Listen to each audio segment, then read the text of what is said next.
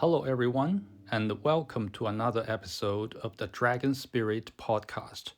Dragon Spirit delves into the depths of martial arts philosophy, culture, practice, and your well being. Today, we're exploring a concept that is as profound as it is practical: the philosophy of water in Chinese martial arts. In the realm of martial arts, Bruce Lee stands as a towering figure, not just for his physical prowess, but for his philosophical insights. On December 7, 1971, Bruce Lee appeared on the Pierre Berton Show and shared a piece of wisdom that echoes through time. He spoke of the nature of water, a substance without a fixed form, adaptable and ever flowing. Water is the ultimate adapter, taking the shape of whatever contains it, from a teacup to a riverbed. It's gentle enough to cleanse and nourish, yet over time, it can erode the hardest of rocks. This philosophy is deeply rooted in Chinese thought, drawing from the ancient wisdom of Taoism and the teachings of Lao Tzu. Confucius, too, appreciated the qualities of water, saying, "The wise enjoy waters, 智者乐水." The wise delight in the qualities of water, its formlessness, its constant motion, and its ability to find a path forward. For millennia, these philosophical principles have shaped not only how we live, but also how we approach the art of combat.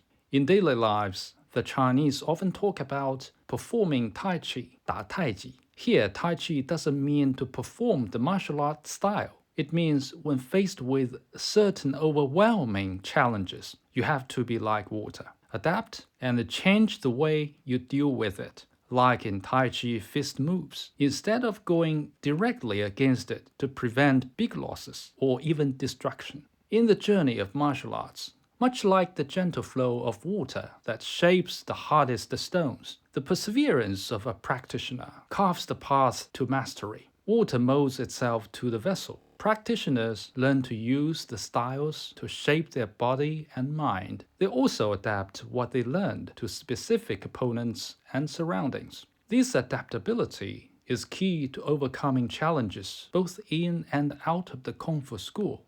Our journey in Chinese martial arts often begins with structured forms known as shi or poses. These are the building blocks. And then the individual moves will evolve into more complex and even intricate routines. But the question arises here: can you use these moves directly as arranged in a routine? If not, what's the point of performing these routines again and again? Regarding this, recently, there was an interesting discussion on Reddit. People shared different views on how these routines help in daily practice. Some think routines are a great way to learn moves and build up basic skills. Plus, they are a good physical workout. They agree that while you wouldn't use these routines move for move in a real fight, they are key for gaining smoothness and strength. Others believe there's a common misunderstanding about these routines. They view them as exercises to get your body and mind working together, rather than just copying the exact moves. They believe that truly understanding these routines can lead to using the moves instinctively during a fight. All these viewpoints are valid from different angles. Just like water adapts to its environment, the forms should not be seen as something rigid. This principle of adaptability is obvious in the variations performed by different schools of the same style of martial arts. Some of these variations are based on different interpretations of a move, while others are based on aesthetic considerations. This inherent adaptability brings us to a pivotal concept in Chinese martial arts learning process: the cycle of form and formlessness. The old masters teach us that training in Kung Fu is a journey from formlessness to form and back to formlessness. 从无形到有形，再归于无形. Let me explain. In the beginning, untrained strikes lack precision and power without the stability and accuracy needed to be effective. Consider a street fight, for instance. The two guys aimlessly use their arms and legs to strike and grab. And most times they miss the target. Sometimes they fall by themselves. We call these strikes formless. Here, basic stances, single moves, and routines in Chinese martial arts come into play. Through disciplined training, moves and strikes become precise, powerful, and unified.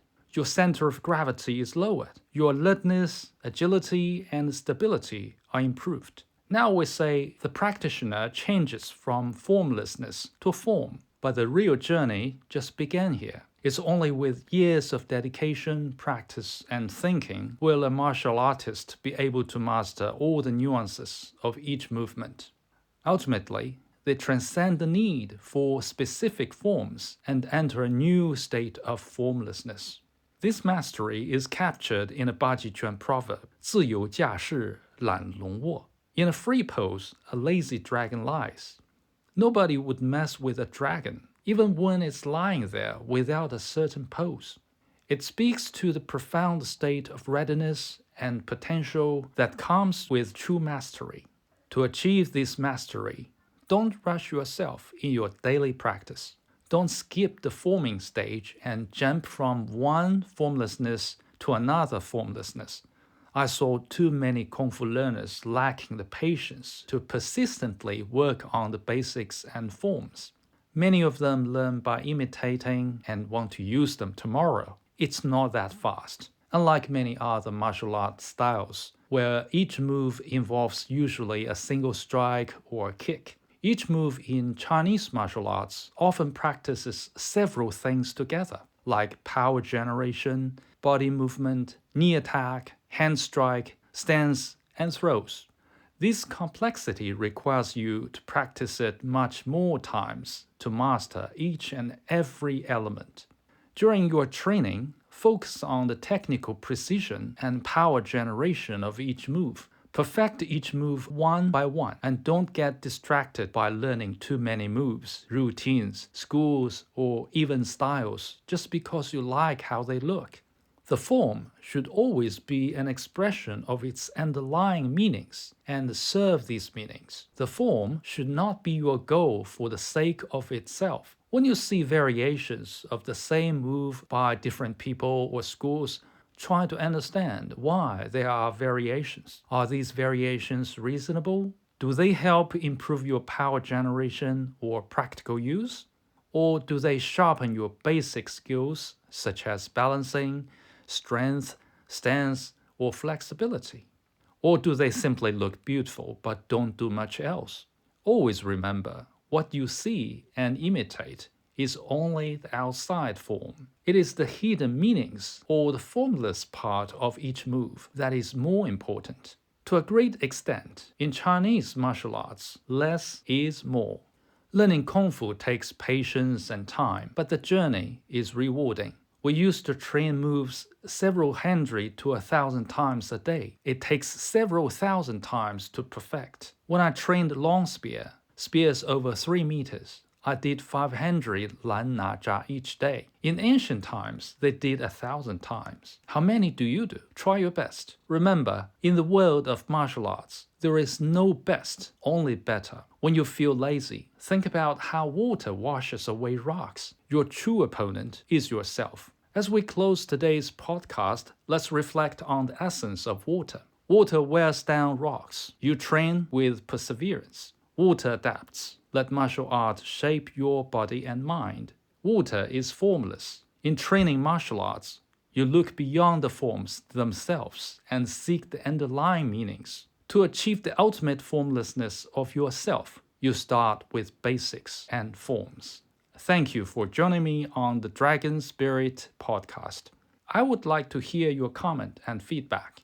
Please take a minute to rate and review the show if you find it useful, so more people will benefit. If you have any suggestions for topics, please also let me know. Until next time, my friends, keep flowing, keep growing.